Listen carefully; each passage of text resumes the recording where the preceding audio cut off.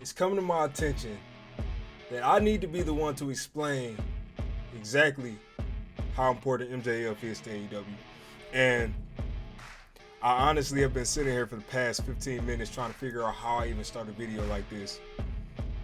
I've been trying to figure out why it's even a video that needs to exist. I'm trying to understand why this is a conversation that Tony Khan even needs to have with himself as to the importance and value that MJF brings to the company and professional wrestling in general. I mean, I'm baffled. But with that being said, I guess I might as well just get into the reasons why MJF needs to remain in AEW for the company's continued success. I've been a professional wrestling fan since I was 11 years old. I found out it was a word probably at 14 or 15. It took me a minute. I didn't believe in Santa Claus as long as I believed in wrestling, but I honestly thought it was something that was legitimate and that everything was real. You know, I know, I don't even know how to put it, but you understand what I'm saying. However, since I started watching wrestling, there has never in the history that I can remember or recall been a wrestler who has captivated so much of the audience in a way that is super divisive. So where you had a crowd that hated him or loved him, but it was never something that the company crafted. MJF is not a company experiment. He is not something that the company of AEW or WWE put all of their writers together and said, this is exactly what you're going to do, and this is how we're going to make them hate you, or this is how we're going to make you love you. He wasn't hated because he was pushed down people's throats and got a rocket strapped on him and people just hate him because of that. It's not go away heat. This dude is legit just an asshole, and that is what the company and wrestling industry has been missing because we don't have that anymore. In today's generation, all of the heels want to be loved. And I don't know if this is the outsider effect where you had the outsiders when they went ahead and left WWF and went over to WCW, and it was cool to be a bad guy and all of that. And rest in peace, Scott Hall. But I commonly see wrestlers trying to fit into that mold where they want to be heels, but they want to be the heels that the fans still love. They want to do the moves that still pop everybody. They still want to have the catchphrases. And to me, just being somebody who clearly understands this at work, I can understand why you want to kind of wink at the fans that know, hey, this is a work, I'm really a cool dude, or whatever it is. But MJF has been the only person recently that I can think that has accurately and very, very well at doing this, but he's accurately blurred the line between what's real and fake. You never know when it comes down to MJF if you are being worked as a fan, if you're being worked as a reporter. Like you just never know. We had the last incident here at Double or Nothing 2022, which is this past weekend actually, where MJF no-showed to the fan event, and then there was talks of him potentially no-showing the pay-per-view because he apparently had a plane ticket and we didn't know if he took that flight out of Vegas or what. And I remember it was trending on Twitter. It was, hey, everybody was feeling bad for Wardlow. It was like, hey, this is Wardlow's big moment, and MJF is being selfish and making it all about him. And that was something where, when it was happening, I honestly was confused myself. I'm like, does MJF leave? Does he really not show up for the pay-per-view? I mean, I had a little bit more faith in him, but I honestly didn't know. And that adds intrigue. Outside of us knowing wrestling is a work, it adds intrigue. It makes you want to tune in. It made me want to purchase the pay-per-view just to see if we would hear that bum, bum, bum, bum, bum, bum, bum, bum, bum, bum, bum, na na na na na na na na, and actually see him come down the ring or not. Sorry, got my words twisted. And actually see him come down to the ring or not. I was interested, and then when I seen him come out, I'm like, oh shit, okay, he's here. Like, what's gonna happen now? And that is something that wrestling is missing. There is none of that suspense outside of who's going to win or lose this match. And yeah, that's cool. That's, the whole point of wrestling. But I honestly think it'll be hard for wrestling to grow from where it currently is if they keep the formula that they've been using. And MJF, he is one-of-a-kind talent right now. You don't have that anywhere else. You have wrestlers who try their best to really be edgy. They really try to be, super. Everybody's giving the middle fingers now. I mean, that doesn't mean anything when everybody's doing that. It doesn't mean anything. MJF doesn't have to do that. Literally, dude's music hits, fans instantly boo. And you have fans that love MJF but just hate him as well, but they love how much they hate him. I can't even describe it, but it's a completely different feel from any other heel on any of the wrestling shows. And that's a plus. Some of the heels that I'm actually going to give examples of, you had Roman Reigns, who was in WWE. Fans wanted him to go heel forever. It was the John Cena effect or the Hogan effect, where people wanted Roman Reigns to go heel since like 2014, 2015. Basically, as soon as he turned face and we saw the rocket on him, everybody was like, hey, go heel, we hate him. And he started getting that go away heat. You know, people didn't want to see him in matches. They didn't want to see him win anything. I remember it felt like at least a year where he had even won a championship and it still felt like it was too soon for him to win another one. When Reigns turned heel and went to the Tribal Chief gimmick, he instantly got much more popular. And it wasn't a thing where people were like, oh, I hate this guy, da da da da. It was, we wanted you to turn heel for a long time. Now we can cheer you or boo you as the heel that you should have been. So even he's not a heel.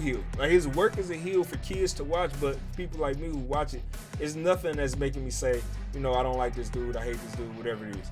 And when you have heels, that's what you want to see. I mean, you want to kind of have that dislike or that genuine hatred for that person where you're like, I want to see them get beat. I will pay to see them get beat. And that's so, you know, I listed Roman Reigns as one of the top examples of a heel who doesn't have that type of heat. And then even if you were to go to the closest thing, I think, which would be Will Ospreay in New Japan, he's probably the closest person outside of MJF in a top major company where he's a heel and he has heel heat where people really just hate him for whatever reason. But Ospreay actually has genuine hate because of things he's done or things he's been accused of. So it's not just a business hate. It's just weird lines that have to be blurred in the right way. And once you get too far to the left where people are like, I hate you as a person, it's kind of hard to come back from that, especially with wrestling fans. They don't forget anything. Now, I wanted to actually move forward past this and talk about the fact that MJF so far has been AEW's largest heel, homegrown heel, I should say, where when I first started watching AEW, I watched it on the first ever episode. I didn't know MJF. I'd heard of him. I seen his documentary that was shot, and I didn't know anything about him outside the documentary, you know, the indie documentary.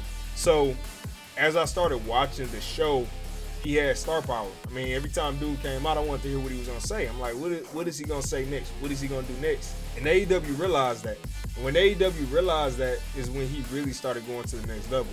And you started seeing him infused with Darby. He got a feud with Punk. He got the feud with Jericho. Even though he kind of got mixed up with Jericho and it was kind of stupid with the, team infiltration. It didn't really make sense, but he got in it with Jericho. He got in it with the top stars of the company as the top heel and didn't lose any steam or momentum for any matches he lost.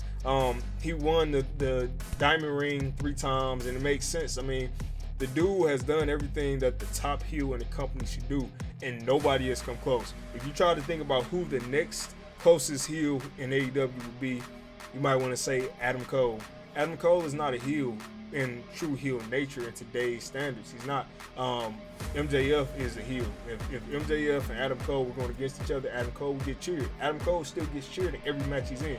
MJF is not getting cheers and ovations like Adam Cole unless he's in Long Island, and that makes sense because that's where he's from. So when he goes there, he gets the Hogan treatment. He gets the big pop, and everybody else gets booed. And then when he comes everywhere else in the world, he gets booed, and that's how it should be. That's an effective heel. And that is something that AEW has to understand, is that if you lose MJF, you are losing a huge heel. And you would either have to turn someone else that is a top face heel, if you want to turn Bryan Danielson heel, or maybe you turn CM Punk heel. That's cool, but why lose the top one that you have already? He's already built. You've already done all the work. He's already cemented in history. He's already had the feuds that you wanted him to have. He has something up on CM Punk. He's beating Jericho, he's beating Darby. Why would you want to get rid of him or lose him? That's not smart business-wise. This is somebody that you need to keep in your company long-term and build around him and he's not stale. It's another thing. People get very, very stale very fast in today's generation. Sammy Guevara, that was my other person who I would say is probably going to be the next top heel. Right now they have him as like a tweener. He's teaming with faces, but he's still doing heel tactics. And I think he's a heel now. I think he's probably fully converted now. But Sammy's getting that go away heat. I mean, he's one of those people where people don't care to see him on television as much as they used to when he was a face. And that is not the type of heat that you want for a wrestler unless you just plan on having him get his ass beat all the time. And people are just going to be excited to see that. But they're giving Sammy competitive matches still. I mean, he's a great wrestler. So it's not hard to see why they keep him at the top of the card. But it's just going to be something hard for them to try to replace MJF with the Sammy Guevara, with a heel Punk, with the heel Bryan. It's just a gap that doesn't need to exist, and it's going to be hard to fill. And then you also need to backfill another heel to be next in line to be your mid-card heel. So these are things to think about because it's hard to really find the heat that MJF has. Now, I want to talk about the next thing, which is pure talent. Dude can talk, he can work, he's got presence, he's got the look. What else can you want from a top heel in your company? Somebody who is supposed to be taken seriously. You can take MJF and put him on, I'm trying to think of one of the top shows, Good Morning America. You can take MJF, put him on Good Morning America. He'll handle himself like a wrestler. He might say something inappropriate, but at the end of the day, that's going to bring eyes to your product because people are going to say, who the hell is this dude? Why do you say that? And it might create controversy. And as Eric Bischoff said, controversy creates cash. So I definitely can see MJF being in that role as your face of the company, even as a heel. And the dude would bring eyes and then deliver, because when he gets a mic and he's in the ring, you do want to hear what he has to say. I mean, you never know where it's going to go. He always finds ways to insult the crowd, get the fans booing, and that's something that's rare. So as far as the work rate and everything else that comes with the package of being a professional wrestler, it's going to be hard to try to find somebody who can replace him. Sammy, as I mentioned, as one of the top heels, he can work. But does he have the presence? I mean, to me, he doesn't have the presence. He doesn't look like somebody you can put on a TV show and say, this is one of our top guys. You should hate this guy. He doesn't have the talking ability as MJF. I mean, the only person to go really bar for bar with him is CM Punk and Daniel Bryan. I'm sorry. CM Punk and Eddie Kingston. And Eddie Kingston is another person I want to make a video on because that dude is the real deal and they need to do something with him as well. But it's rare to find people who can go bar for bar with MJF. And I think if you put Sammy on the mic and you put MJF on the mic, MJF is going to eat him up alive. And that is one of the reasons why you got to keep this dude. It's going to be hard to supplement the things that these other wrestlers will be missing that MJF already has. I mean, it's just going to be hard. This goes to the next topic, which is he has the ability to fit into any big match. He's the one guy where you can say, okay, cool, I want you to go work CM Punk. I want you to go work Darby Allin. I want you to go work Wardlow. I want you to work Jon Moxley. And he doesn't look out of place. It doesn't look like a match that should just be on Dynamite. It doesn't look like an enhancement talent match. It is obvious that this is a big match. Every single match he's been in so far has had that big fight feel. Another thing that's rare, but you need a great heel to be able to take a great match with two great wrestlers to the next level. You can always have two great workhorses. You can have two people who are great on the mic and they can, work. But when you have somebody who's the whole package as a heel, where people really would be jealous or hate this dude for whatever reason, and then you have a face or somebody else who can work and you put them together, you're gonna have magic. And that's going to be hard for them to try to supplement again. You don't have all of these heel pieces that you can say, here, I'm plopping you into this match, I'm plopping you into this match. And you also have to think about the amount of talent that they have. I mean, I don't know how many people they have, maybe over 60 at least. Yeah, well over 60, maybe over 100 at this point. When you have this many people on your roster and you only have one person who you can really, in a real life situation, throw in and fit into all these pieces, like him, you can't lose him. I mean, we talk about Malachi Black as amazing as a talent Malachi is. I mean, dude is crazy talented in the ring. The gimmick he has, it'll work in a dark way for a lot of people, but it's not going to take you to the point that MJF's mouth will, because MJF will really make you hate him with his mouth. You don't hate Malachi Black. You just feel like, oh, you are a bad guy because you kicked or you spit inside of a woman's eye, and then she joins you, so you're a bad person, or you jump, a little dude with your gang. But that doesn't make you hate him. It just makes you think that you should hate him. MJF makes you hate him. You genuinely hate this dude, and you want to see him get his comeuppance all the time. And when you put somebody like that in a big match with a big name, you are gonna make money. So that's another reason why you can't lose MJF. Now the next thing is something that is it's kind of downplayed, but it's a big deal, and it's his ability to evoke emotion. And I'm not just talking about one emotion. I'm not talking about two emotions. I'm not talking about three emotions.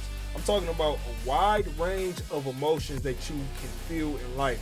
During MJF's feud with CM Punk, you remember this, if you're an AEW fan, you know exactly what I'm going to bring up. MJF had a promo. It was a solo promo where he was in the ring and he told a heartfelt story about himself being bullied as a child and looking up to wrestling, and that was his saving grace. And then his hero that he looked up to that made him get through all of the bullying and all of the hard times quit on him. And it was a whirlwind of emotion that you went through, because when people tell stories, I'm a visual person. When people tell stories, I see exactly what they are telling me. So I saw the little Jewish kid that he was talking about himself. I seen him on the football team getting bullied. I seen him going home looking at his poster, thinking about, oh, one day I'll be a wrestler. I seen all of that visually, and that made me feel for him, where I'm like, man, I feel bad for the dude that he had to go through that. I feel bad for the dude that his hero quit on him. And then for him to take you on all of this, this emotional trip as a heel, where he shouldn't be evoking that emotion from anybody, it was another level to it, because it's like he wasn't supposed to get cheered. He wasn't supposed to be the guy where you feel bad for it, but he did it with that promo. And then immediately the following week or the next 2 weeks later, he flips the script and turns all of that positive emotion that you had, abuses it, and turns it into hatred because of what he decided to do. Now that was just two emotions right there I talked about, which were sympathy and then hatred.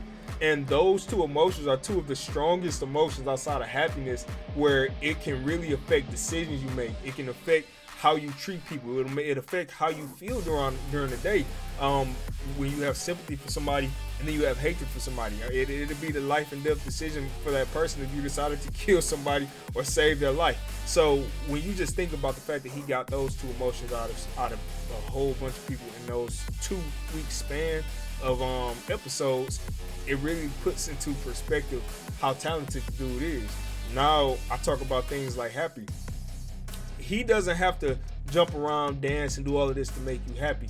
You can get happy by seeing him get beat up. That's the thing. And that is what a heel does effectively. If he can make you hate him enough to the point where you are happy to pay your hard-earned money to see him get beat up. And I know we know, things are work, but you see blood leaking, you see him getting cut, you see him bumping. There's something there. It's talent. And that's something that's a third emotion that I just discussed. So it's a bunch of different emotions that the dude can trigger. I mean, he had the thing where he was singing with Jericho, and that was something where it caught me off guard, but I was happy to just witness it. I'm like, hey, this is cool. They're singing a song, whatever it is. But nothing that he does makes you feel indifferent, and that's my point. It's really hard to find people nowadays that do not make you feel indifferent, because I'm indifferent to a lot. Probably 90% of wrestlers in the world right now, I'm indifferent to. I have no personal connection with them. They don't make me feel anything. It's just they're there. They play their role and they're there. So MJF has something rare there, and AEW can't lose this dude. Now, I wanted to get into some of the counter arguments. So you might be wondering, okay, let's say MJF leaves AEW and he goes to WWE, because that's where he's been threatening to go. Will they allow him to be himself? Will he be allowed to curse? Will he be allowed to insult people? Will he be allowed to just be the asshole he is? Will he be allowed to live in social media like he lives? And I'm going to tell you, he will not. I personally do not think he will be allowed to do it to the extent that he's doing it now, because WWE is a public traded company, and we know how they are with sponsors. They don't want to lose sponsorships and things like that. However, dude has talent enough, and we've seen glimpses of it, where he could take the boundaries that they give him and work within them. I have faith in him as a wrestler and as somebody that just has talent, that he could do it. And that's rare. I mean, you don't have a lot of people who can go from having this wide range of tools they can use to saying, hey, a lot of the tools that you use to do the job, we have to take them away. You can only use these tools.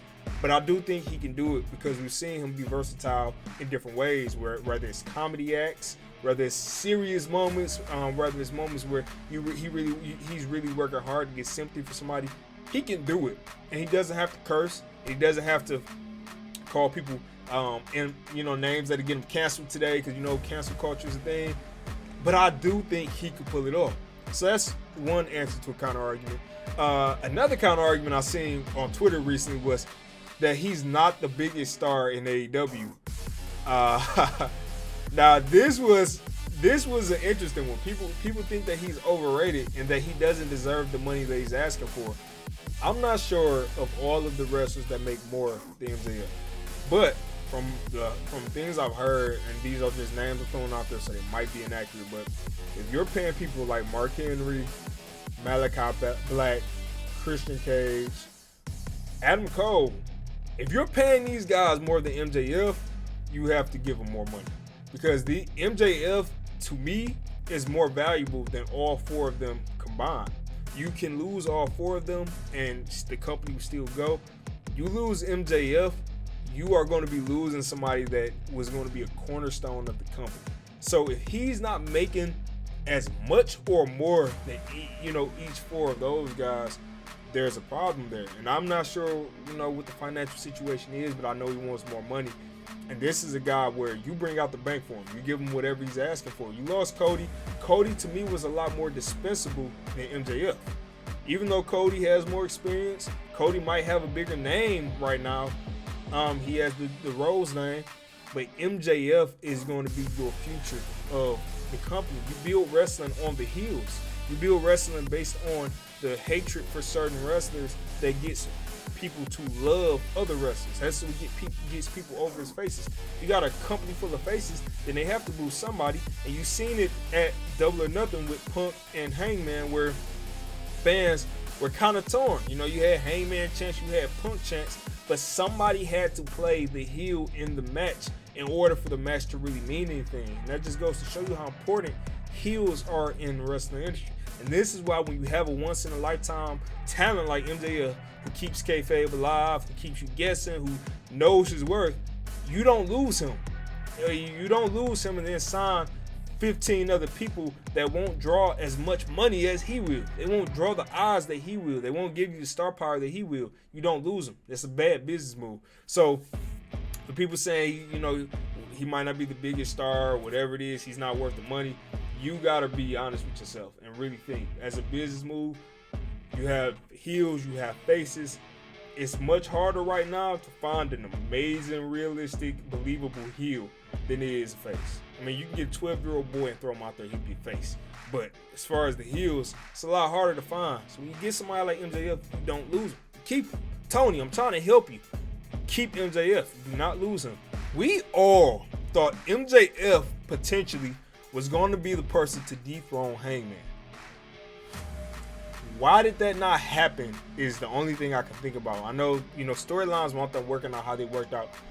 But it seemed like Punk was kind of hot-shotted in that slot. I understand CM Punk is the bigger name right now. And I understand, you put the belt on him. But I honestly thought MJF would be a great champion. He would be a great heel champion. Jericho was a heel champion. Okay.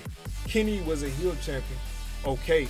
But they have not been heel champions to the extent of MJF, where you would genuinely want to see someone beat him.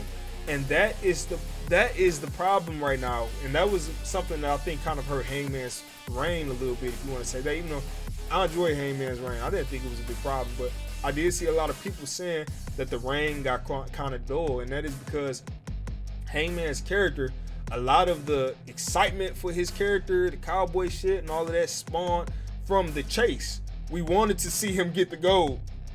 So when he finally got the gold, it was like, okay, what's next? And then that's when you pivoted to Hangman needs to prove himself.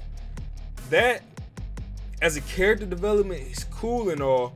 However, MJF coming and ending Hangman's reign short, like cutting Hangman's reign short. Let's say if Hangman had 2 defenses, okay, or 3 defenses. Let's say he beat Bryan Danielson. He beat Lance Hoyt, or Lance Archer is his name now. And I'll give you one more. Let's just say he beat Adam Cole. If he beat all 3 of them and MJF comes in, MJF squeaks out a cheap win. I would have kept Wardlow with them to this point, and he cheats with Wardlow's help to win the championship. That, to me, would have been the perfect move. And then eventually you start setting up the seeds for a chase where you have Adam Page trying to chase the gold back because he wants to get back to the spot he's in. And that's when you do the Wardlow split where Wardlow screws MJF over, and he costs him the championship, because that would have been a bigger deal than just a random match with CM Punk.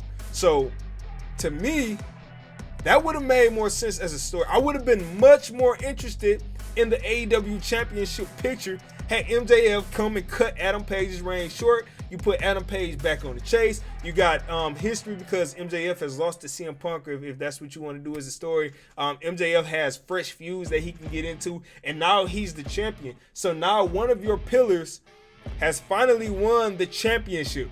So you are cementing him as a pillar. This is something that I just didn't understand. The move, outside of CM Punk being a bigger name, you move MJF into the championship picture, you have him feuding with CM Punk. Like, that is a feud that writes itself now, because now it means more. There's a championship involved. Hangman is back to, chasing. He's doing what he needs to do. Maybe he's feuding with, some other folks from, I don't even know who screwed him out the match, whatever you want to say. Maybe it's Adam Page feuding with Wardlow now. And now Wardlow keeps getting attacked by the Dark Order because he was trying to run through him, and now they're attacking him. He's like, hey, MJF, why the hell don't you come save me? I'm Wardlow. Hey, MJF, why the hell don't you come save me? They keep beating my ass every week. And then MJF's like, oh man, I'm busy, man, I'm the champion, I don't have time for this. And then Wardlow's like, yeah, okay, I'll see your ass later. And when MJF leaves and Wardlow is by himself, he just gets to looking at MJF's title because he left it there. And then he keeps looking at pictures of himself getting beat. I'm honestly just spitballing now. But something where plant seeds that MJF is screwing over Wardlow, and Wardlow's busting his ass for him, but he won't do the same. But it would have gave people more to do. I honestly just think that's what you should have done. And MJF, I think, would have been happy. I think MJF would have been happy had he been the top of the card, the champion right now, and now you work out another contract with him and get him extended, and you pay big money because you are going to see his potential. They have not seen all of MJF's potential yet.